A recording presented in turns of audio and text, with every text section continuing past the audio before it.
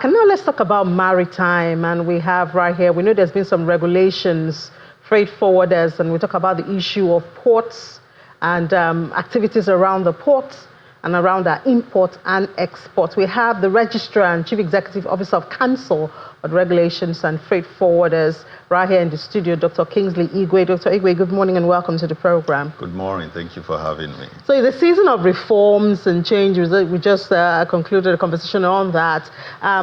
We know that before now, it wasn't a very pleasant experience. You know, even when we had our Biodogu and all of that, there were lots of complaints. But would you say these reforms that we're seeing, especially from the federal government, are you feeling it in your sector, in the maritime sector? Yes, we are feeling it. As a matter of fact, we are part of it.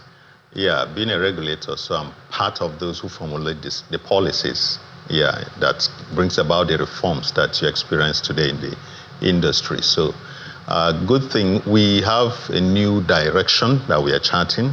Okay, so let me just take it in perspective, because if I have to concentrate on everything maritime, it's too vast, it's too wide. So this is on the perspective of freight forwarding and logistics services, So as it affects the port, thank God we have a president who has the willpower to cause positive changes. And that is why you can see the Ministry of Marine and Blue Economy piloting the affairs of the maritime industry.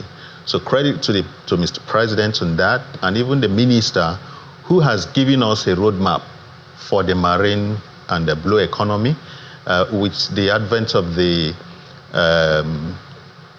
marine and blue economy policy that we are working on, we have completed today. So all of this reform is as a result of this policy that has been developed and now implementing the contents of that policy to the port development initiative that is being piloted by the Nigerian Port Authority. It also brings about part of what we're going to talk about today. We're going to dwell more on the greater part of it, which is National Single Window, which is an initiative of the president. This National Single Window has been on since 2014 and has not been implemented. But this is the first time we are seeing significant change and effort towards implementing it. As a matter of fact, it is built to be fully launched by first quarter of 2026. So all of these reforms are translating even to numbers at the ports and even the Already, maritime. Do we see the numbers? Yes. As a matter of fact, you can search it by yourself. The port call is increasing in terms of the number of vessels that visit our ports is increasing. We have more cargo traffic now, improving than before. And it translates to even the revenue. Most times you see the revenue that comes from the custom due to duty collections and all of that. So these reforms are the reasons why you have those numbers coming up. And to God be the glory, they're actually improving the economy of Nigeria. Are we looking at reforms that could decongest Lagos? You know, that's another conversation and restriction that a lot of people complain about. Everything is here. And also infrastructural development, even at the ports, the sea, you know, dredging and all of that. Do we see these reforms spreading to these areas? Yes, exactly. It's part of the initiative, like I mentioned, the ports expansion and development by Nigerian Port Authority. All of this talks about improving the infrastructure of the ports that we have. Lagos Port. In Lagos Port, in Lagos here you have different port terminals. The Apapa, the Tinkan, the Lekki Deep Sea Port that has come to stay. Then down to the east, there's so much plan going on in order to. Do we have timelines, especially outside Lagos? Because I know you would agree with me that the concentration has been so much in Lagos, and we've seen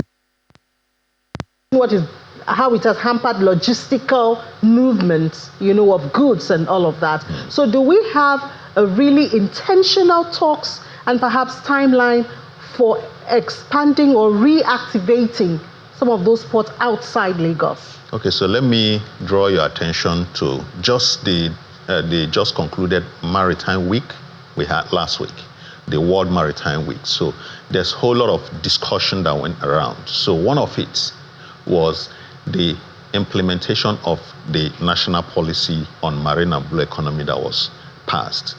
And the minister looked at financing projects to develop port terminals that will enhance cargo flow. And that speaks to decongesting the port. Now, at the moment, Lagos, the way our logistic industry is structured is such that Lagos looks like the national load center for both inflow and outflow goods. So, but at the policy has decentralized that concentration in Lagos and is trying to come up with new ports development around the eastern region and complemented with dry ports on the hinterland, such as the spread of inland container depot within within the Nigerian states. So at the moment we have more than 14 of them in the north. I know there's one active in Kano. Yes, that is the Dala. Yes. Dala, yes. So it's very, very active. So now most of those inland container depot or dry port, as you may call it, complement the effort of the coastal ports.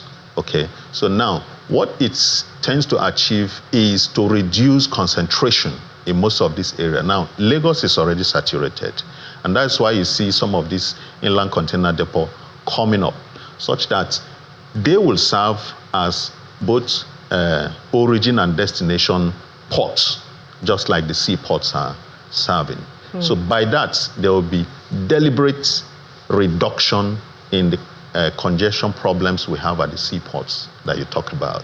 All right, we look forward to it, and we look forward to more infrastructural development. I mean, we know that there's supposed to be a rail that takes products from the ports, to other parts of the country. We hope to hear more of that, and perhaps we'll have you another time on the program to help us explain timelines to it, because after the policy is launched next year, as you said, then we need to know when we will start seeing the implementation of the policy. I would also like you to think about the national single window, because that is the industry talk, the talk in the industry at the moment, because everybody needs to key into the national single window in order to be able to reduce the bottleneck at the port as well.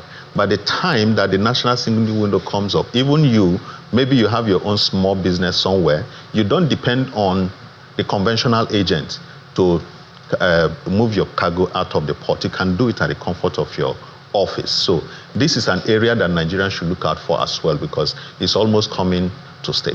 And we hope that it will also encourage more exports, not just imports. Yes, the national single window actually is for both import and export processing, such that people can be able to process their import permit, export permit, and also launch their custom declaration online through the national single window, assessing all agencies that they ordinarily go to their offices, just like one-stop shop. All right. Thank you so much, Dr. Kingsley Igwe, Registrar and Chief Executive Officer, Council for the Regulations of Freight Forwarders. Thank you for your time. Thank you. Thank you very much.